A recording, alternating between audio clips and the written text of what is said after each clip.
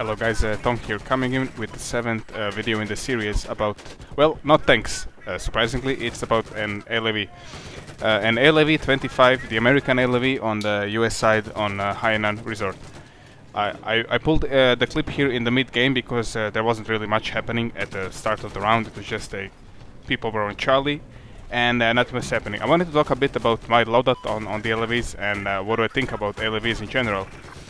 LAV is good on a map where there is no tank, because tank is the main nemesis of the LAV, and LAV will never be able to take out a tank in a fair fight. Why? Simply because LAV takes much more damage from a tank shell than a tank shell takes from its shells and the TOV missile. So my preferred map to playing LAV on would be Hainan and Flood Zone, where the only real threat you have from enemy vehicles is another LAV. At all costs, I avoid playing LAVs on tank maps, and there I play tank. About LAV in general, LAV is everything and tank is not. It's the one thing the LAV is good on, it's good killing other light vehicles. Talking about jeeps, other LAVs, boats, MREPs and stuff like those. In those situations, LAV is good. It's good on killing the same vehicles of its own type. So LAV is a light armor vehicle, it's good on killing vehicles. My preferred loadout here is the TOV missile. Why? This is a perfect example why. So an enemy attack craft, a boat rolls in, and you can see that I'm dealing a lot of damage with the TOV missile, and it's basically just 2 missiles, a bit of spray from the 25mm cannon, and he's down. Which is an example why LAV is good versus other light vehicles. It really is good versus those kind of things. My preferred loadout of choice on the LAV is the APFSD shell. For I think 3 reasons. The first reason is that it has literally no drop, so its gravital drop is almost non-existent. Imagine those little APFSD shells like Sabot shell for tank. They deal less splash damage, arguably. They almost deal no splash damage to infantry when compared to its 25mm high explosive cannon, which deals splash damage, but again it has its drop and it deals less direct damage. What is direct damage? Direct damage is the damage you're dealing to body shot to infantry, and higher damage you're dealing to other vehicles. Plus the improved bullet velocity, so that means that your projectile will travel much faster than the 25mm high explosive shell.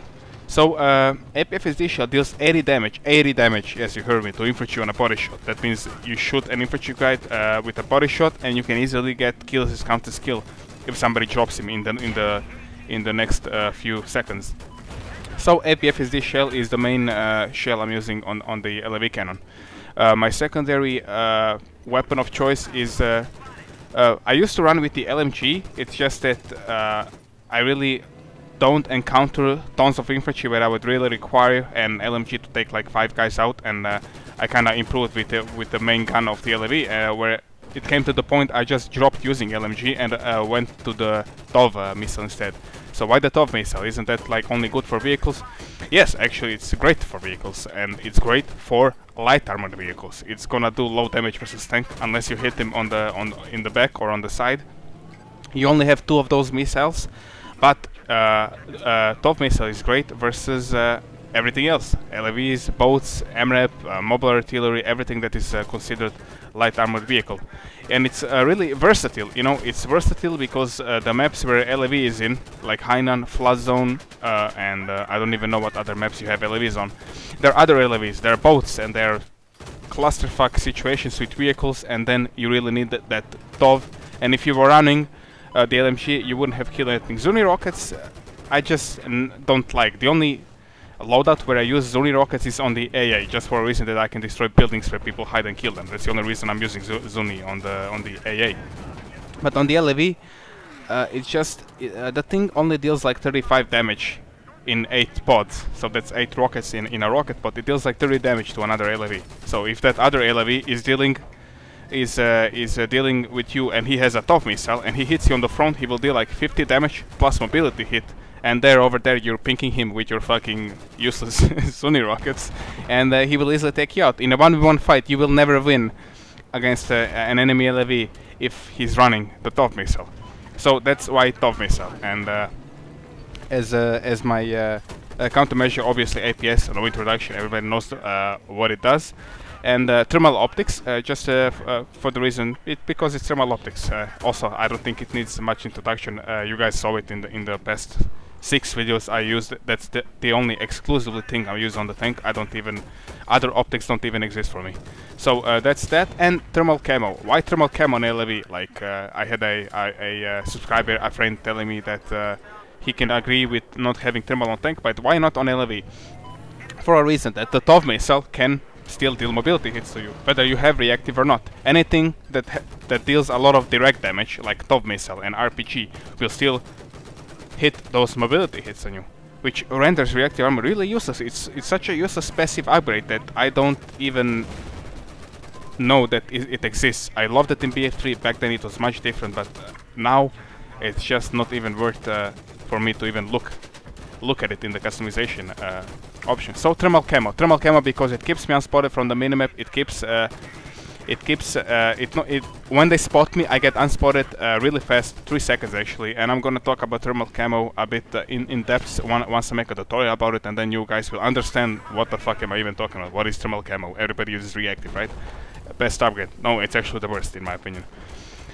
Anyway, on Hainan here, in my opinion, arguably my favorite LAV map, because the only real threat you have is the other on land vehicles, is another LAV and a boat, and LAV can rape a boat. Actually, LAV's TOV missile does more damage than the boat's diff missile. Boat's diff missile deals 40 damage, your TOV missile deals 50 damage. So, you do the math, you can take him out much easier than he can take you out.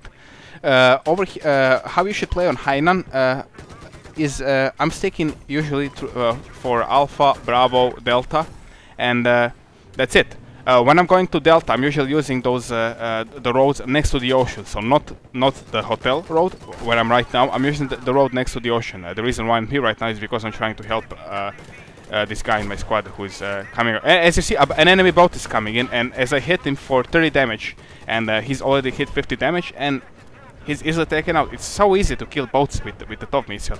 It's really just hunting for free kills.